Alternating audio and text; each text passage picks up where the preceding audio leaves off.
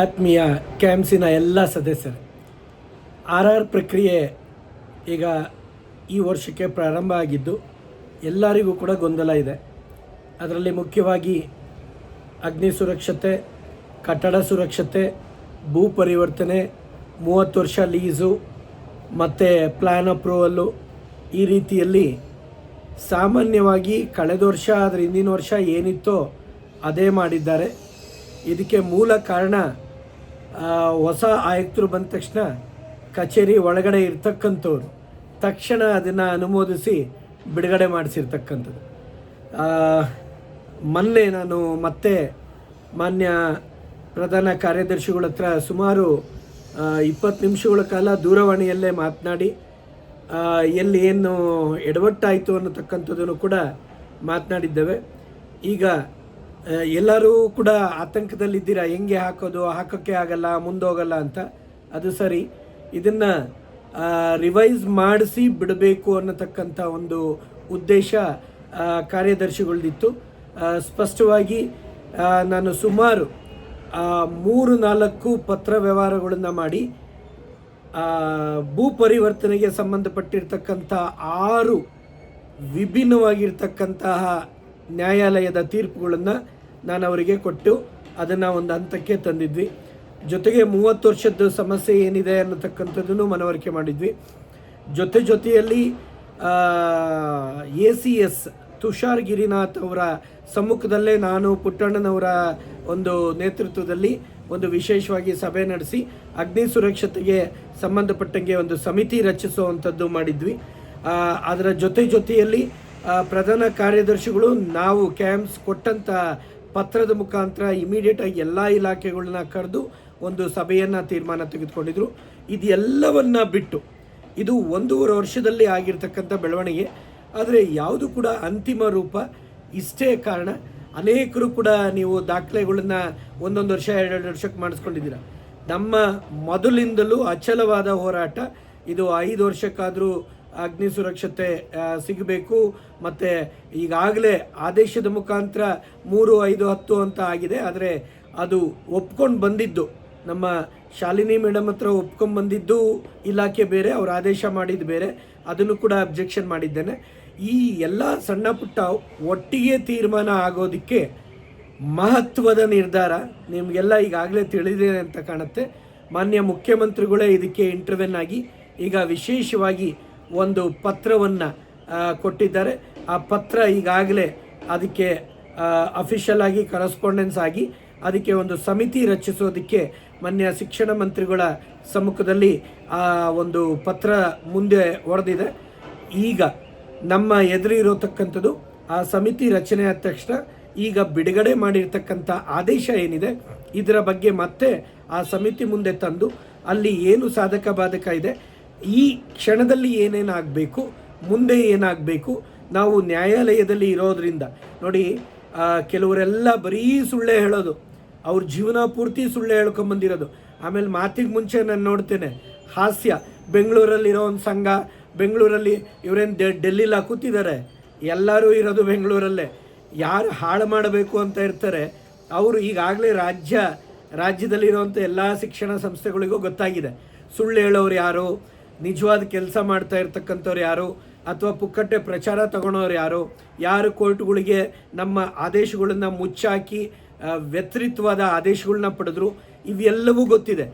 ನಾವು ಮೌನವಾಗಿರ್ತೇವೆ. ಯಾಕೆಂದರೆ ಈ ಬೊಗಳೋ ಅಂಥ ವ್ಯವಸ್ಥೆಯಲ್ಲಿ ನಾವು ದಬ್ಬೆ ಹಾಕೋಕ್ಕೆ ಹೋಗಬಾರ್ದು, ಜಾಸ್ತಿ ಬೊಗಳಕ್ಕೆ ಶುರು ಆಗುತ್ತೆ. ಹಾಗಾಗಿ ನಾವು ಸೈಲೆಂಟಾಗಿರ್ತೇವೆ. ಆದರೆ ಏನು ಕೆಲಸ ಆಗಬೇಕು ಅದು ಆಗಿದೆ, ಆಗ್ತಾ ಇದೆ.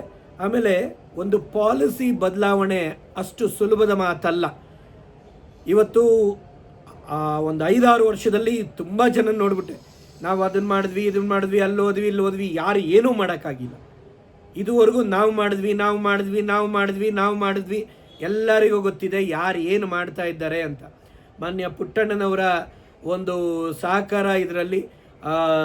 ನಾವೇನು ನಮ್ಮ ನ್ಯಾಯಾಲಯದ ತೀರ್ಪುಗಳನ್ನು ಅವರಿಗೆ ಅಸ್ತ್ರವಾಗಿ ಕೊಟ್ಟಿದ್ದೇವೆ. ಈ ಸಲ ಕೂಡ ಕಳೆದ ಬಾರಿ ಸದನದಲ್ಲಿ ಅನ್ಯಾಯ ಆಗೋಯ್ತು, ಧರ್ಮಸ್ಥಳದ ವಿಷಯ ಬಂದು. ಈ ಬಾರಿ ಮತ್ತೆ ಸದನದಲ್ಲಿ ಕೂಡ ಸಾಧ್ಯವಾದರೆ ಎಲ್ಲರೂ ಕೂಡ ಇದ್ರ ಬಗ್ಗೆ ಮಾತನಾಡಲಿದ್ದಾರೆ. ಆಮೇಲೆ ಇನ್ನೊಂದು ದುರ್ದೈವ, ಈ ಸಂಘಟನೆಗಳು ರಾಜ್ಯ ಪಠ್ಯಕ್ರಮವನ್ನು ಉಳಿಸ್ಬೇಕು ಅಂತ ಇದ್ದಾರೋ ಹಾಳು ಮಾಡಬೇಕು ಅಂತ ಇದ್ದಾರೋ ಗೊತ್ತಿಲ್ಲ. ಇವತ್ತು SSLC ನ್ಯಾಯಯುತವಾಗಿ ಇಡೀ ದೇಶದಲ್ಲೇ ಇಲ್ಲದೆ ಇರತಕ್ಕಂಥ ಒಂದು ಅನ್ಯಾಯ ಏನು ನಮ್ಮ ರಾಜ್ಯಕ್ಕೆ ಆಗ್ತಾ ಇತ್ತು ಅದನ್ನು ಸರಿಪಡಿಸಿದ್ರೆ ಅದಕ್ಕೂ ಕೂಡ ಎಲ್ಲೋ ಒಂದು ಕಡೆ CBSE ಅಥವಾ ICSE ಅನ್ನತಕ್ಕಂಥದ್ದನ್ನು ಕಂಪ್ಯಾರಿಟಿವ್ ಮಾಡಿಕೊಂಡು ನಮ್ಮ ಮಕ್ಕಳಿಗೆ ಅನ್ಯಾಯ ಆಗೋ ರೀತಿಯಲ್ಲಿ ಅದನ್ನು ಅಪೋಸ್ ಮಾಡ್ತಾ ಇರ್ತಕ್ಕಂಥವ್ರು ಕೂಡ ಯಾರು ಪರ ಇದ್ದಾರೆ, ಯಾರು ಬಡವರ ಮಧ್ಯಮ ವರ್ಗದ ಅಥವಾ ಹಿಂದುಳಿದ ವರ್ಗದ ಶಾಲೆಗಳು, ಅನುದಾನಿತ ಶಾಲೆಗಳು, ರಾಜ್ಯ ಪಠ್ಯಕ್ರಮ ಶಾಲೆಗಳು, ಸರ್ಕಾರಿ ಶಾಲೆಗಳ ವಿದ್ಯಾರ್ಥಿಗಳು, ಶಿಕ್ಷಕರು ಗುಣಮಟ್ಟದ ಶಿಕ್ಷಣದ ಬಗ್ಗೆ ಯಾರು ಚಿಂತನೆ ಮಾಡ್ತಾ ಇದ್ದಾರೆ ಅಂತ ಈ ಎಲ್ಲ ವಿಷಯಗಳು ನಿಮಗೆ ನಿಮ್ಮ ಮನಸಾಕ್ಷಿಗೆ ಗೊತ್ತಿದೆ.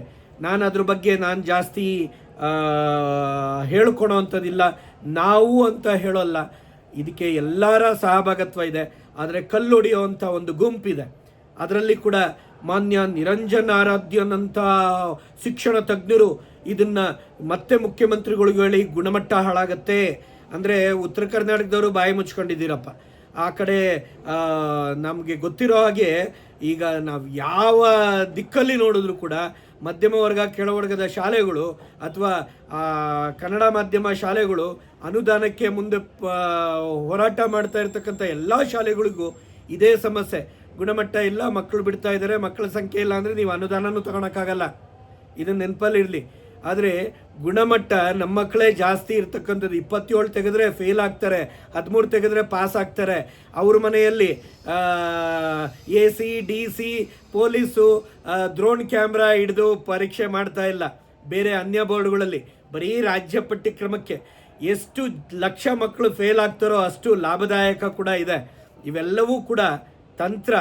ನಾವು ಅದನ್ನೆಲ್ಲವನ್ನ ಅಧ್ಯಯನ ಮಾಡಿ ನುರಿತ ತಜ್ಞರಿಂದ ಅದಕ್ಕೆ ವರದಿಗಳನ್ನ ತಯಾರಿಸಿ ಪ್ರಾಮಾಣಿಕವಾಗಿ ಪ್ರಯತ್ನ ಪಟ್ಟು ಇವತ್ತು ಸಿಕ್ಕಿರ್ತಕ್ಕಂಥ ಭಾಗ್ಯ.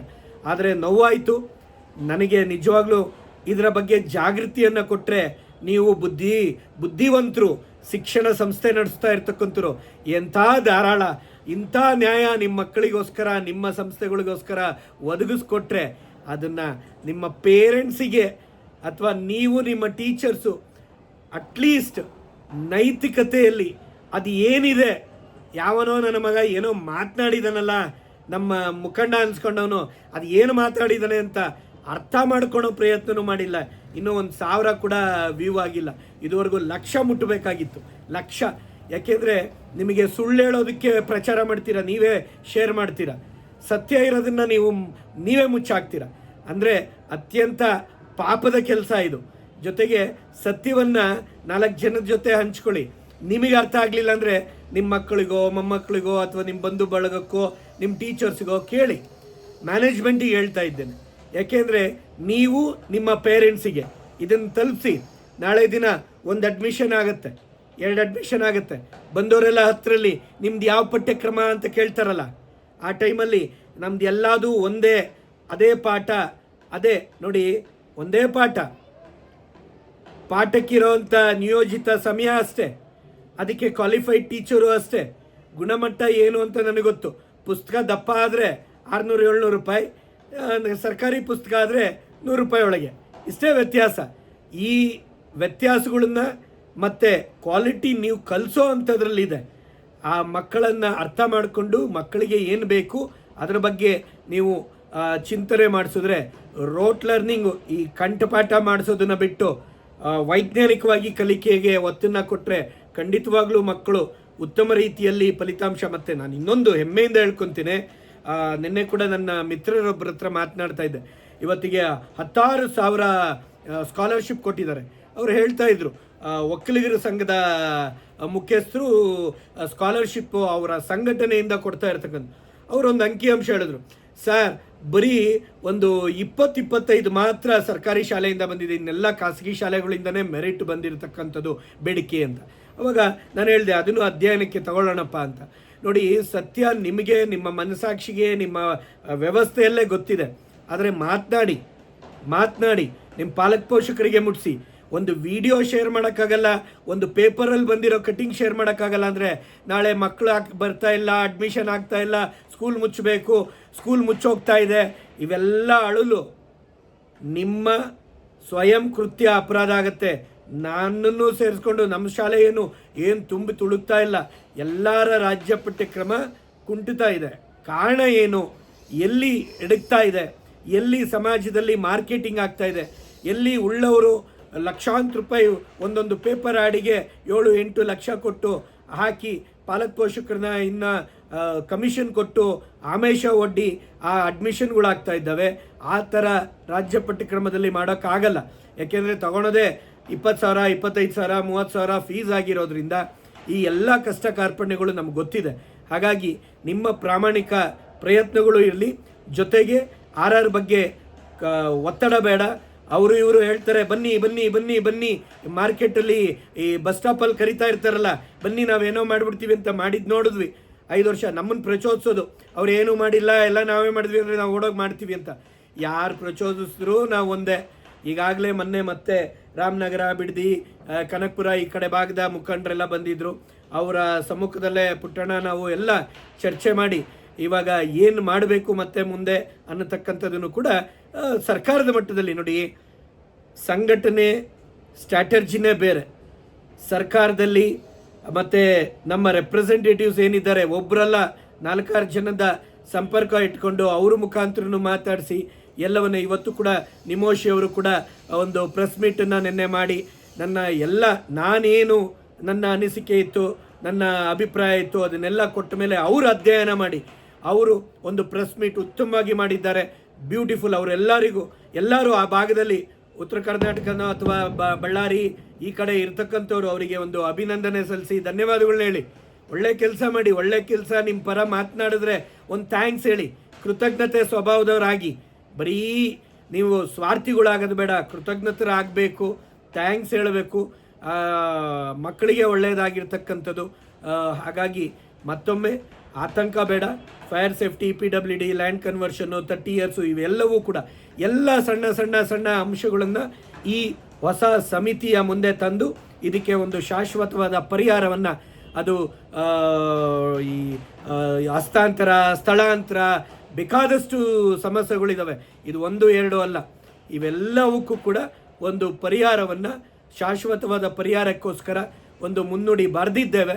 ಇದಕ್ಕೆ ಮೂಲ ಪುಟ್ಟಣ್ಣನವರಿಗೆ ಮನವಿ ಮಾಡಿ ಮಾಡಿ ಅವರು ಪಾಪ ಒತ್ತಡದಲ್ಲಿ ಸರ್ಕಾರದ ಮೇಲೆ ಒತ್ತಡ ತಂದು, ಮೊನ್ನೆ ಮುಖ್ಯಮಂತ್ರಿಗಳಿಗೆ ಒತ್ತಡ ತಂದು ಅವರು ಪ್ರತ್ಯೇಕವಾಗಿ ಈ ಒಂದು ನಡೆಯನ್ನು ಮುಂದಿಟ್ಟಿದ್ದಾರೆ. ಅದು ಯಶಸ್ವಿ ಆಗಲಿ, ಅದು ನಮ್ಮೆಲ್ಲರಿಗೂ ಒಳ್ಳೆಯದಾಗಲಿ ಅಂತ ಪ್ರೇ ಮಾಡಿ. ಕಲ್ಲೊಡೆಯುವಂಥವರಿಗೆ ನಾನೇನು ಹೇಳೋಕ್ಕಾಗಲ್ಲ. ನಿಮಗೆ ನಿಜವಾಗ್ಲೂ ಶಾಲೆಗಳ ಬಗ್ಗೆ ನೀವು ಮುಖಂಡರು ಅನ್ಸ್ಕೊಂಡಿದ್ರೆ ಪ್ರಾಮಾಣಿಕವಾಗಿ ಮಾತಾಡಿ, ಸುಳ್ಳು ಸತ್ಯ ಹೇಳ್ಬೇಡಿ. ನಮ್ಮದು ನಾವು ಮಾಡಿಬಿಟ್ವಿ, ಅವ್ರ ಹತ್ರ ಹೋಗಿದ್ದು ಎಲ್ಲ ಸುಳ್ಳುಗಳೇ. ಆ ಸುಳ್ಳುಗಳನ್ನ ಕೇಳಿದ್ರೆ ನಮಗೆ ನಗೋಕ್ಕೂ ಕೂಡ ಮನಸ್ಸು ಬರಲ್ಲ ಆಗಿದೆ. ಹಾಗಾಗಿ ಮತ್ತೊಮ್ಮೆ ದಯಮಾಡಿ ಯಾರೂ ಆತಂಕಕ್ಕೆ ಹೋಗೋದು ಬೇಡ. ಒಂದಷ್ಟು ದಿನ ಕಾಯಬೇಕಾಗತ್ತೆ. ಜನವರಿ ಫೆಬ್ರವರಿ ತನಕನೂ SSLC ಈ ಪ್ರಕ್ರಿಯೆ ಕೂಡ ನಡೆಯುತ್ತೆ. ಹಾಗಾಗಿ ಆತಂಕ ಪಡೋದು ಬೇಡ. ಅಡ್ಮಿಷನ್ನು ಯಾವುದು ನಾಮಿನಲ್ ರೋಲು SSLCಗೆ ಅದೆಲ್ಲವೂ ಕೂಡ ಗೊತ್ತಿದೆ ಸರ್ಕಾರದ ಮೇಲಧಿಕಾರಿಗಳಿಗೆ ಸ್ಪಷ್ಟವಾಗಿ. ಈ ಆಯುಕ್ತರು, ಕಾರ್ಯದರ್ಶಿಗಳು ಸಮ್ಮುಖದಲ್ಲಿ ಒಂದು ಸಭೆಯನ್ನು ಪುಟ್ಟಣ್ಣನವರು ಮಾತನಾಡ್ತೀನಿ ಅಂತ ಹೇಳಿದ್ದಾರೆ. ಅದನ್ನು ಕೂಡ ಖಂಡಿತವಾಗ್ಲೂ ಹೊಸ ಆಯುಕ್ತರು ತುಂಬ ಚುರುಕಾಗಿ ಕೆಲಸವನ್ನು ಮಾಡ್ತಾ ಇದ್ದಾರೆ. ಈ ಒಂದು ಹಿನ್ನೆಲೆಯಲ್ಲಿ ಅವರ ಎದುರುಗಡೆ ನಾವು ಏನೆಲ್ಲ ಇದೆ ಅನ್ನೋಂಥದ್ದನ್ನು ನಮ್ಮ ಗೌರವ ಅಧ್ಯಕ್ಷರಾದಂಥ ಅವರ ಸಮ್ಮುಖದಲ್ಲಿ ಮಾತನಾಡಿದಾಗ ಖಂಡಿತವಾಗ್ಲೂ ಅದಕ್ಕೊಂದು ಬೆಲೆ ಇರುತ್ತೆ, ತೂಕ ಇರುತ್ತೆ, ಅರ್ಥ ಮಾಡ್ಕೊತಾರೆ.